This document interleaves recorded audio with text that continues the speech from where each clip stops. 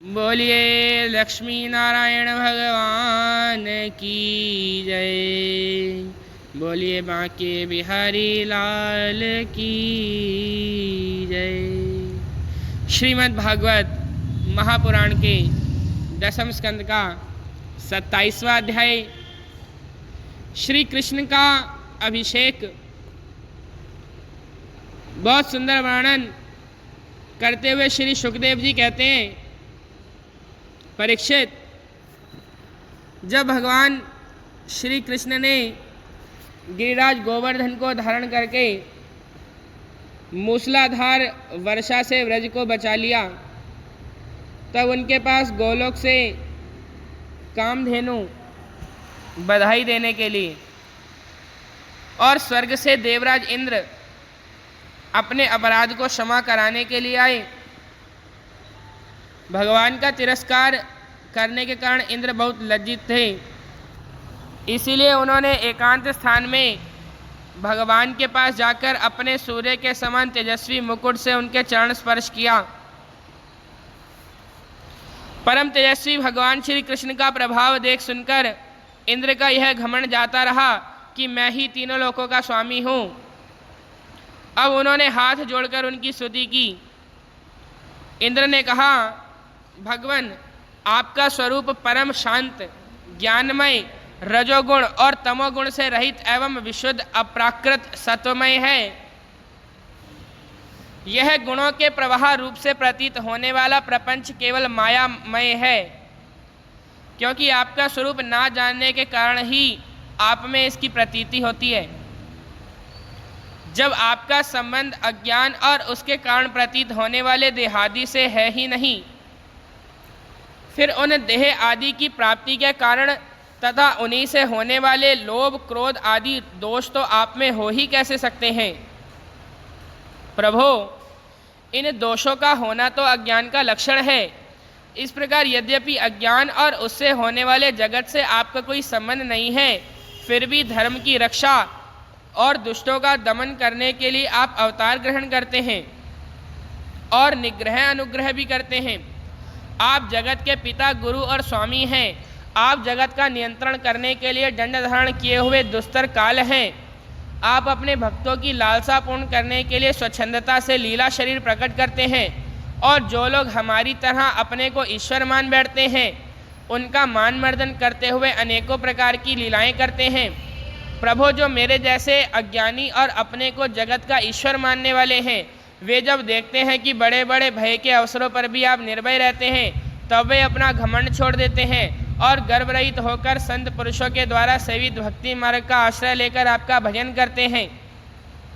प्रभो, आपकी एक एक चेष्टा दुष्टों के लिए दंड विधान है। प्रभो, मैंने ऐश्वर्य के मद से चूर होकर आपका अपराध किया है, क्योंकि मैं आपकी शक्ति और प्रभाव के संबंध में बिल्कुल अनजान था। परमेश्वर, आप कृपा करके मुझ मूर्ख अपराधी का यह अपराध क्षमा करें और ऐसी कृपा करें कि मुझे फिर कभी ऐसे दुष्ट अज्ञान का शिकार ना होना पड़े। स्वयं प्रकाश इंद्रियातीत परमात्मन, आपका यह अवतार इसलिए हुआ है कि जो असुर सेनापति केवल अपना पेट पालने में ही लग रहे हैं और पृथ्वी के लिए बड़े भारी भार के कारण बन रहे हैं, उनका वध करके उन्हें मोक्ष दिया जाए। और जो आपके चरणों के सेवक हैं, आज्ञाकारी भक्तजन हैं, उनका अद्भुत्य हो, उनकी रक्षा हो। भगवान, मैं आपको नमस्कार करता हूँ। आप सर्वांतर्यामी पुरुषोत्तम तथा सर्वात्मा वासुदेव हैं। आप यदुवंशियों के एकमात्र स्वामी, भक्तवत्सल एवं सबके चित्त को आकर्षित करने वाले हैं। मैं आपको बार बार नमस्कार करता हूँ। आपने जीवों के समान कर्मवश होकर नहीं, स्वतंत्रता से अपने भक्तों की तथा अपनी इच्छा के अनुसार शरीर स्वीकार किया है। आपका यह शरीर भी विशुद्ध ज्ञान स्वरूप है। आप सब कुछ हैं, सबके कारण हैं और सबके आत्मा हैं। मैं आपको बार बार नमस्कार करता हूँ। भगवान, मेरे अभिमान का अंत नहीं है और मेरा क्रोध भी बहुत ही तीव्र मेरे वश के बाहर है। जब मैंने देखा कि मेरा यज्ञ तो नष्ट कर दिया गया, तब मैंने मूसलाधार वर्षा और आंधी के द्वारा सारे ब्रजमंडल को नष्ट कर देना चाहा, परंतु प्रभो, आपने मुझ पर बहुत ही अनुग्रह किया। मेरी चेष्टा व्यर्थ होने से मेरे घमंड की जड़ उखड़ गई। आप मेरे स्वामी हैं, गुरु हैं और मेरे आत्मा हैं, मैं आपकी शरण में हूँ। श्री सुखदेव जी कहते हैं, परीक्षित, जब देवराज इंद्र ने भगवान श्री कृष्ण की इस प्रकार स्तुति की, तब उन्होंने हंसते हुए मेघ के समान गंभीर वाणी से इंद्र को संबोधन करके कहा। श्री भगवान ने कहा, इंद्र, तुम ऐश्वर्य और धन संपत्ति के मद से पूरे पूरे मतवाले हो रहे थे, इसीलिए तुम पर अनुग्रह करके ही मैंने तुम्हारा यज्ञ भंग किया है। यह इसलिए कि अब तुम मुझे नित्य निरंतर स्मरण रख सको। जो ऐश्वर्य और धन संपत्ति के मद से अंधा हो जाता है, वह यह नहीं देखता कि मैं काल रूप परमेश्वर हाथ में दंड लेकर उसके सिर पर सवार हूँ। मैं जिस पर अनुग्रह करना चाहता हूँ उसे ऐश्वर्य भ्रष्ट कर देता हूँ। इंद्र, तुम्हारा मंगल हो। अब तुम अपनी राजधानी अमरावती में जाओ और मेरी आज्ञा का पालन करो। अब कभी घमंड ना करना, नित्य निरंतर मेरी सन्निधि का, मेरे संयोग का अनुभव करते रहना और अपने अधिकार के अनुसार उचित रीति से मर्यादा का पालन करना। परीक्षित, इस प्रकार भगवान आज्ञा दे ही रहे थे कि मनस्विनी कामधेनु ने अपनी संतानों के साथ गोप वेशधारी परमेश्वर श्री कृष्ण की वंदना की और उनको संबोधित करके कहा। कामधेनु ने कहा, सच्चिदानंद स्वरूप श्री कृष्ण, आप महायोगी योगेश्वर हैं, आप स्वयं विश्व हैं, विश्व के परम कारण हैं, अच्युत हैं, संपूर्ण विश्व के स्वामी। आपको अपने रक्षक के रूप में प्राप्त कर हम सनात हो गई।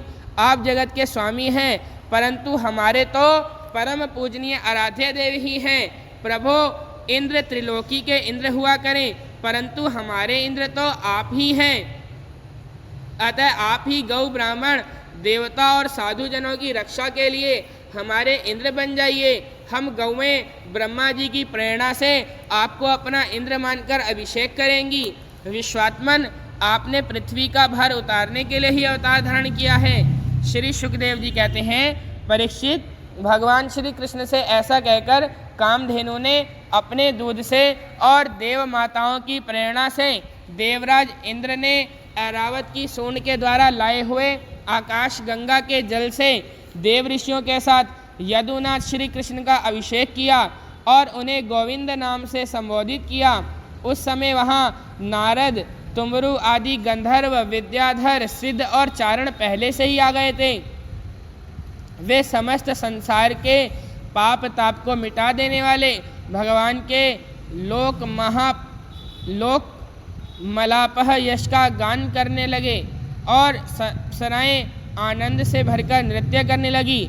मुख्य मुख्य देवता भगवान की स्तुति करके उन पर नंदनवन के दिव्य पुष्पों की वर्षा करने लगे।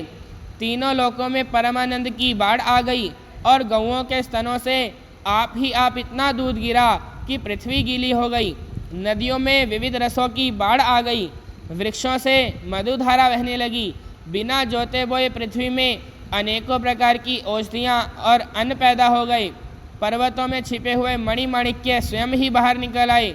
परीक्षित, भगवान श्री कृष्ण का अभिषेक होने पर जो जीव स्वभाव से ही क्रूर हैं, वे भी वैरहीन हो गए, उनमें भी परस्पर मित्रता हो गई। इंद्र ने इस प्रकार गौ और गोकुल के स्वामी श्री गोविंद का अभिषेक किया और उनसे अनुमति प्राप्त होने पर देवता, गंधर्व आदि के साथ स्वर्ग की यात्रा करी।